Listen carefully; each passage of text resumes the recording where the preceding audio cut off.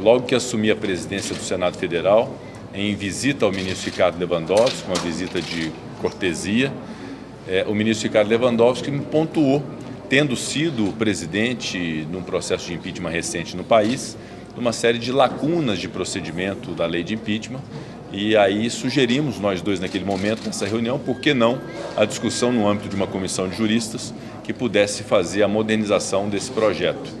E em razão disso foi instituída essa comissão de juristas, assim como foram instituídas outras, e exatamente hoje o ministro Ricardo Lewandowski entrega em minhas mãos o anteprojeto feito, e naturalmente como anteprojeto, agora que se inicia a proposição legislativa e o processo legislativo em si, para que tenhamos a discussão no âmbito do Senado Federal. Agora, obviamente, vem as colaborações parlamentares, de lideranças partidárias, para que tenhamos a evolução desse instituto. Mas é fato que um instituto dessa natureza, e por sua gravidade, por sua seriedade, um instituto que não pode ser banalizado, não pode ficar à mercê de uma lei de 1950, especialmente porque depois disso, em 1988, nós tivemos uma Constituição Federal a qual a proposição, a lei tem que estar aderente, né? Tem que estar bem assimilada.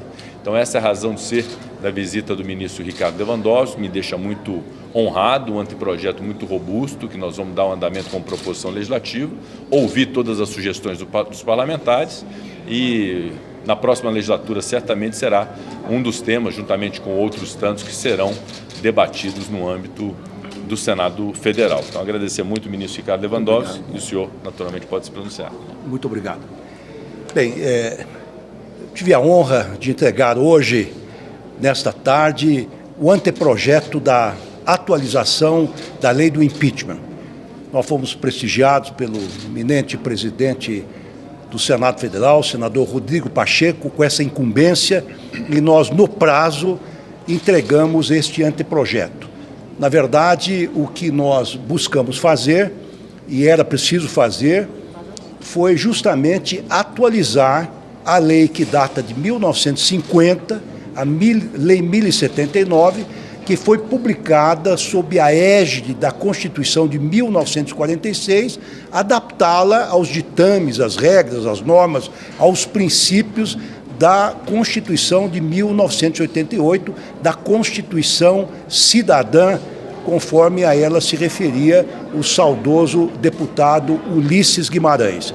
Então, de lá para cá, tivemos várias constituições, a de 46, como eu disse, a de 67, a emenda constitucional de 69, que foi talvez também, por si mesma, uma própria Constituição, e finalmente a Constituição de 88. Todos certamente puderam acompanhar que o último processo de impeachment apresentou muitas lacunas, sobretudo do ponto de vista procedimental, e uma das primeiras incumbências desta comissão de juristas, que inclusive ouviu a sociedade, que apresentou várias sugestões, foi adaptar o procedimento àquilo que estabelece a Constituição de 88. Basicamente, fazer com que aquelas pessoas que estejam defrontadas ou enfrentem um processo de impeachment tenham consagrado, assegurado o direito à ampla defesa, o contraditório, e que o procedimento se faça segundo o devido processo legal. Um segundo aspecto que nós tivemos que considerar foi que a nova Constituição, a Constituição vigente, incluiu várias novas autoridades que podem estar sujeitas ao processo de impeachment. Não apenas como na antiga lei, ainda vigente, diga-se, não apenas o presidente da República, o vice-presidente, os ministros de Estado, os governadores, os secretários de Estado e também os ministros do Supremo Tribunal, outras autoridades agora estão sujeitas, segundo a Constituição, ao processo de impeachment. Por exemplo, os comandantes militares, os comandantes do Exército, da Marinha e da Aeronáutica, os membros do Conselho Nacional de Justiça e do Conselho Nacional do Ministério Público, os ministros das Cortes, ministros e conselheiros das Cortes de Contas.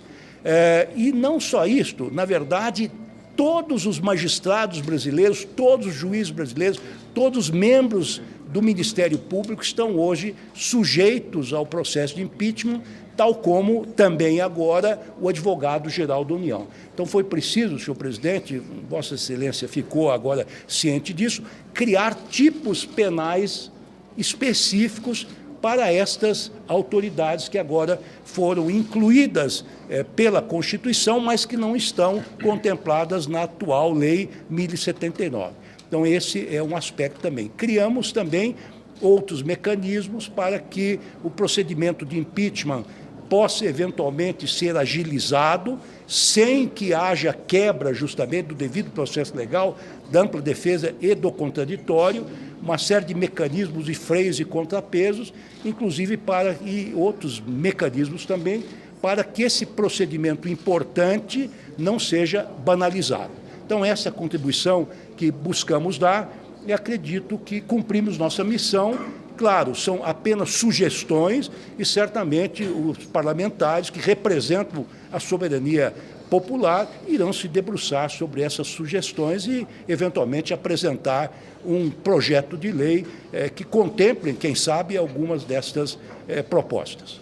Ministro, eu perguntaria sobre a questão da Lei 1079, mas a explicação do senhor foi precisa e perfeita. Então, eu queria pedir vênia para, além do assunto principal dessa reunião, perguntar, sei que o senhor também não vai antecipar voto, mas com certeza deve ter surgido o assunto a respeito do orçamento.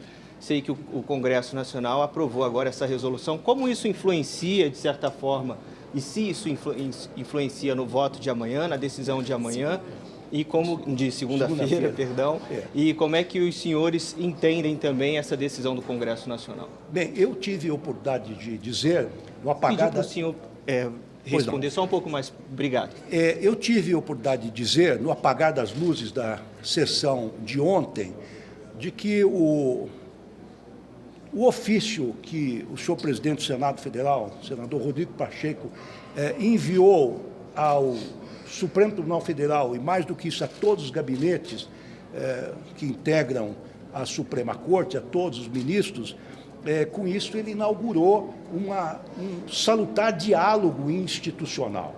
Quer dizer, com isso nós paralisamos a nossa votação em homenagem ao Senado Federal, ao Congresso Nacional, e agora temos uma resolução, estou tomando conhecimento agora de seu conteúdo, e certamente nós levaremos essa resolução em consideração quando retomarmos o julgamento na segunda-feira, que vem às 10 horas da manhã. Eu já tive a oportunidade também de me manifestar ontem, ao ler o ofício do eminente presidente do Senado Federal, que muito daquilo que estava proposto nesta resolução de certa maneira, atendia às preocupações que foram ventiladas pelos ministros ao longo do julgamento. Então, nós, segunda-feira, com toda certeza, nos debruçaremos sobre essa resolução que agora foi aprovada, sempre dentro desse sentido importante de diálogo entre os poderes. Ministro, só complementando um pouquinho a sua pergunta, o senhor é um dos ministros que ainda vão fazer o seu voto. Essa resolução pode entrar na complementação do voto? Existe alguma direção nesse sentido? Eu, como sou um dos últimos a votar, eu sempre procedi da seguinte maneira, não quando era um dos mais modernos, agora sou um dos mais antigos, eu ouço os colegas, eu trago um voto preparado, mas evidentemente eu levo em consideração tudo aquilo que foi dito pelos colegas que me precederam e, claro, a resolução é um fato novo e no direito, nos processos, nos procedimentos judiciais, os fatos novos têm que ser considerados, a meu ver. Ministro, de acordo com esse projeto, quem pode apresentar pedido de impeachment e como fica o papel do presidente na Câmara nessa sugestão que foi apresentada?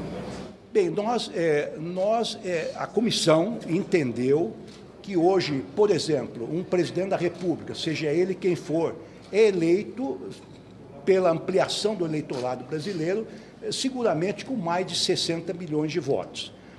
No anteprojeto, diferentemente da lei que está em vigor, não apenas um cidadão isolado poderá apresentar um pedido de impeachment, mas nós procuramos nos inspirar naquilo que a Constituição assinala e estabelece como sendo os legitimados para provocarem o Supremo num julgamento relativamente às ações de controle concentrado de constitucionalidade.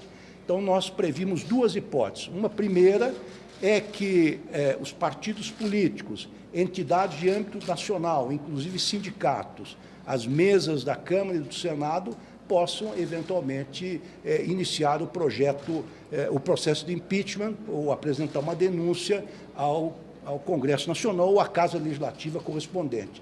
E também os cidadãos, desde que eles reúnam o número de assinaturas que corresponda àquelas exigidas para a iniciativa legislativa popular. E o presidente da Câmara? O presidente da Câmara, como o presidente da Câmara...